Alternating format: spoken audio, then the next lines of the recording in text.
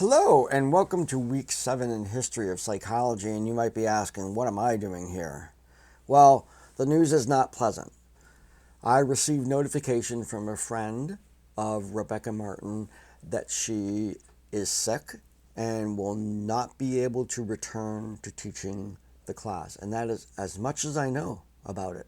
I'm concerned, reaching out, hopefully we'll know more, don't know what the situation is.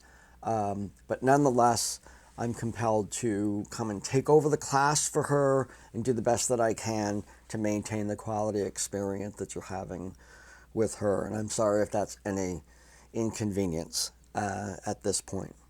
So for the class, we're looking at Chapter 7, which is an introduction to functionalism, drawing comparison to earlier chapters on structuralism.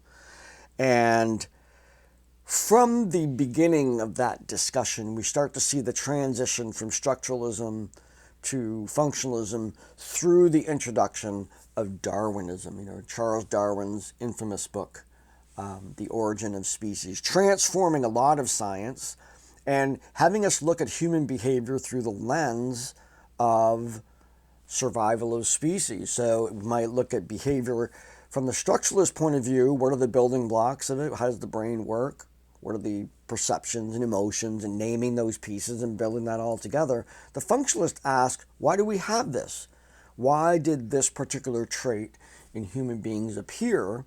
And the evolutionary perspective on that is there must have been something about this behavior that made those in possession of it more likely or more able to adapt to the changing environment. Therefore, that particular trait became part of what we are as human beings. So it asks the question why. It asks the question why in terms of evolution, but it also expands upon that and what is the function of that behavior. So you have the pieces, still a modern perspective, and then you have the function. So we can look at the behavior. What function does this behavior have? We're going to see that idea, the idea of the function of behavior will translate later into what we call behaviorism when we start asking about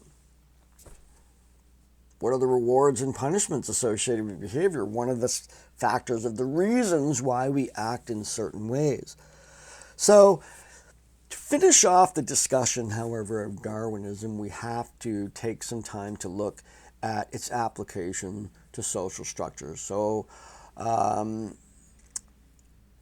we have Darwinism appearing on the scene, but then we have Herbert Spencer, who takes that idea and translates it and applies it to social structures such as family, businesses, states, countries, those kind of things, and applies the same sort of idea that there's a changing world, and those families, businesses, organizations, states, nations that are able to adapt are being selected for survival, that there's a superiority about them. There's the idea of one business beating out all of its competitors because it's better at what it does is a desirable and natural consequence of social institutions. Now, the discussion where we discuss this is that there are drawbacks to that perspective, obviously. We want to have a discussion about those. So look up social Darwinism, look up the controversy of social Darwinism, look up how we may still have representations of social Darwinism going on and perspectives that we have, and maybe discuss the challenges and maybe negative aspects of social Darwinism as a strict social policy. So the actual phrase, survival of the fittest, was coined not by Darwin, but by Herbert Spencer. And he was referring to societies that are more fit to survive the changing nature of our world are better, and therefore they are being selected to survive as our species moves forward. So that created a little bit of upheaval, to say the least. Okay, the quiz has you reach back to what we understood about structuralism and the building blocks of our cognition and memory and all those things, and functionalism, and providing sort of a contrast. And which one do you think makes more sense? Both is a good answer. So just keep that in mind. They both serve very important purposes in our understanding of psychology today. The second and third question I'm asking you to look at a personal experience of yours, look at anything really. It could be a small experience, or you went on a roller coaster ride and you talk about that kind of experience.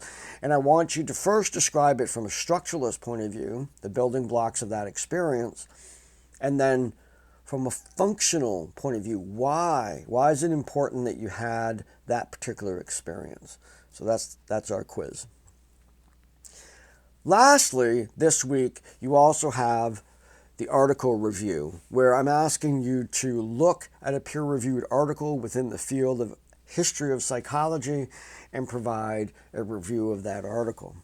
Now, accessing this type of information is facilitated by the fact that I put a LibGuide together that lists a whole bunch of articles that you can choose from to do this assignment. And I haven't looked yet, but some of you might have already done this. That LibGuide has been very recently updated by Barbara, our librarian, and many of them now link to full text articles that exist within our database. Here's what I want you to consider. You're studying the field of psychology, and throughout this study, you're going to be told to read articles that may or may not be particularly interesting. This is one of the opportunities where you get to pick what article you want to read. So pick one that's interesting. If you go through that list, find something that you have a vague interest in, do a little deep dive into it, and don't let the immediacy of the available full text, which is for some of them, be your guide. Find the one that you really want to do, and if we don't have it in full text, contact our librarians and they will get it for you. So if you find one that sort of sparks an interest about a historical perspective on something, or you have an idea of your own, you can even contact the librarians and say, I would really like to look at the history of this. Can you help me find an article? And they will be pleased to help you do that. They know this assignment. They have a copy of this assignment that they can refer to, so they can help you do that. So please take this opportunity to pick an article that has some interest to you. So one of the few times in which that will happen in your academic career. So all that said, I hope Rebecca's doing fine. In whatever way I can, I will keep you notified as to anything that I hear. And we carry on.